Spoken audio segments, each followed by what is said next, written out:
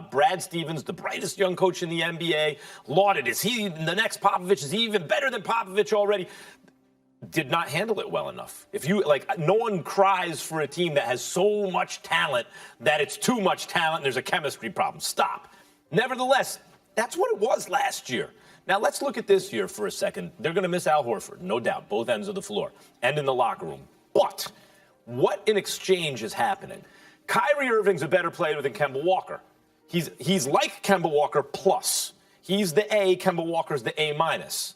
And Kyrie, scores better in isolation than Kemba Walker, even though Kemba ISOs a lot and everything. But Kemba ISOs a lot in Charlotte because he had teammates that weren't that good.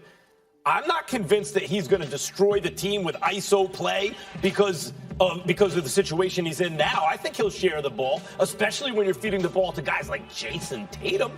Now let's look at what else happened last year. Gordon Hayward. Stephen A. Smith has made a lot of the fact that Brad Stevens and Danny Ainge were so insistent on getting him back in the starting lineup all the time. It ruffled feathers in the locker room and impeded the development of the young forwards, Tatum and Brown. But guess what? Hayward is coming back from an injury that usually the first year you ain't that good. It's the second year you get back to being most of yourself. And who is Gordon Hayward? He's an all-star caliber, two-way forward who does not need the ball to be effective. He can get out in the open floor and score in transition. Jaylen Brown can shoot and score and defend. The guy who really needs the ball now is Tatum. And he has a point guard to get it to him who can also score. They still have interesting players on the bench. They have a bright young coach. Kawhi's out of the conference. Brogdon and Mirotic are gone from Milwaukee. The Sixers are the beast of the East. But the Celtics are right there with everyone else. I can't agree with you at all on this. Here's the truth. When you look at this matter, when this team was incredibly successful, Brad Stevens with Kyrie and Gordon out, what were they good on? Defensively, they were a juggernaut. Yeah. They were able to switch 1 through 5. Horford anchored the defense. Rozier was a dog. Smart was a dog. And then you swap that out with what? Canner, Haywood, and your man Kemba? Now, Kemba's a dog offensively, and I believe this team can score in the 110s, 120s. They're going to be able to push it with the best of them. But that identity for Boston has always been defense. And in terms of Brad, they execute. So, I mean, that's a huge step back. That's why I'm kind of on the fence between the two of you, because they are talented. And they have talent top to bottom. I don't necessarily agree with you that Kemba coming in won't present the same fit issues that Kyrie had, because Kemba, I think, as much as everyone says Kemba's a great guy, he's been on this lower tier of the NBA. While he's been playing at a high success rate, he hasn't been in prime time. This is his chance. This is his team, essentially. This is his chance. He's going to want the ball. He's going to be the one wanting to make those big shots, which, again, takes the central if they're going to be a championship team. So if Tatum does not develop this season because Kemba has the ball, they're still in a similar situation. And the real issue that I have is Al Horford. Yeah. They have to get, if they're going to make any deep, and this is about making a run to win the East in the playoffs, they need to win in the playoffs. Mm-hmm. The two people that they need to get by in the playoffs, not even two teams, two people, Joel Embiid and Giannis Antetokounmpo. Al Horford is the only person that has one of the very few people in the entire league that can service. All right, so I agree with this analysis. How are they going to fix that? They don't have anybody. Look. I agree with that analysis. Horford is the real loss here. Marcus Smart can play defense off the bench. He's not a big, obviously, whatever. But Horford is the real loss here. Okay, so where do they rank in the East? Toronto loses Kawhi and does not replace him with anything. Right? Okay, and now no DeRozan or anything like that. Siakam might take a step up. Siakam's going to be good. I think Anunoby can be good. I think they're fourth. Indiana did some things. Maybe they could be fourth or maybe third. But I think heading into the season, they did some things. Although they lost Bogdanovich. Heading into the season, you have Philly 1, in my opinion, Milwaukee 2. You can flip that fine. And Boston is the clear number 3 to me. But with upside, because yes, you're right, that stuff with Kemba may fit the same way Kyrie did, but there's a chance it could be much better. And Tatum in particular is a guy who I believe can be the best player on a championship caliber team on offense.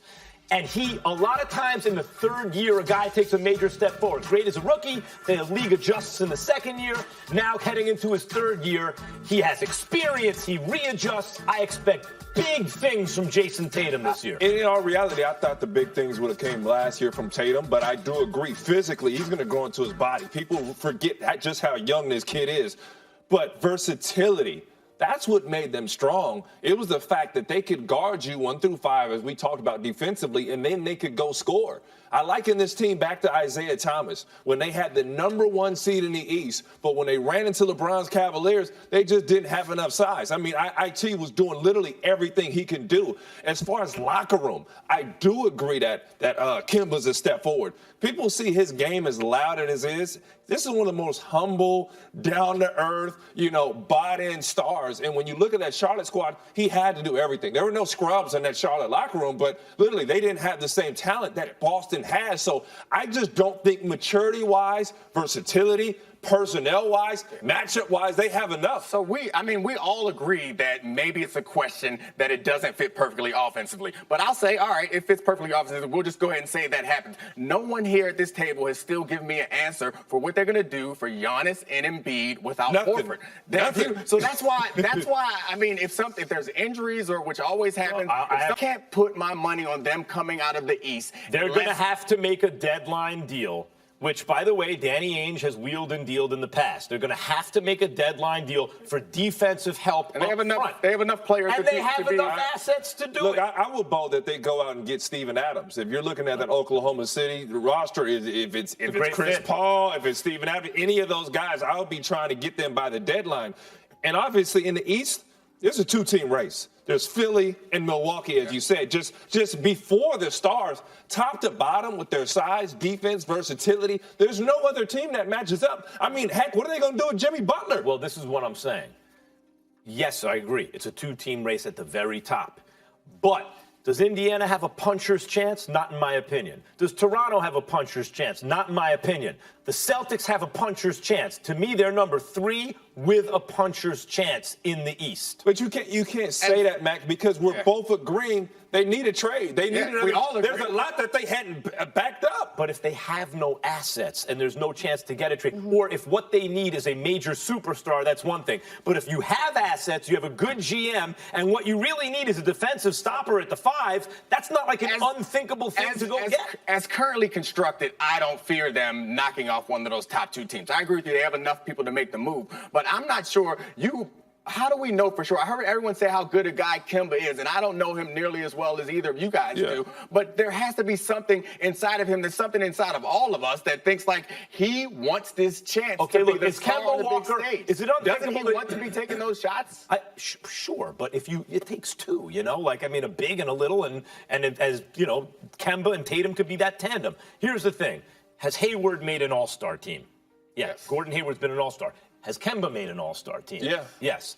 Do you believe it's impossible? I think Tatum will make the all-star team this year, but certainly we all admit there's an all-star caliber player in his future. He could be special. If you have 3 all-stars and you have players like Jaylen Brown and Marcus Smart, and you have a good young coach, get out of here with that. It's over for them. If they can't get stops, it's a problem. We keep talking about Horford. I mean, Horford wasn't just a leader. He guards all 5 positions, shoots threes, and he fits. They don't have that. Kemba Walker, he did average 25.6 points per game last season since 1980. The only players to do that in a season for the Celtics, Isaiah Thomas, Paul Pierce, and Larry Bird. So hopefully he has the pieces surrounding him to help facilitate those same numbers this season. All right, we have much more debate to come here on First Take. Which team in the NFC should be the favorite to head to Miami in February for the Super Bowl?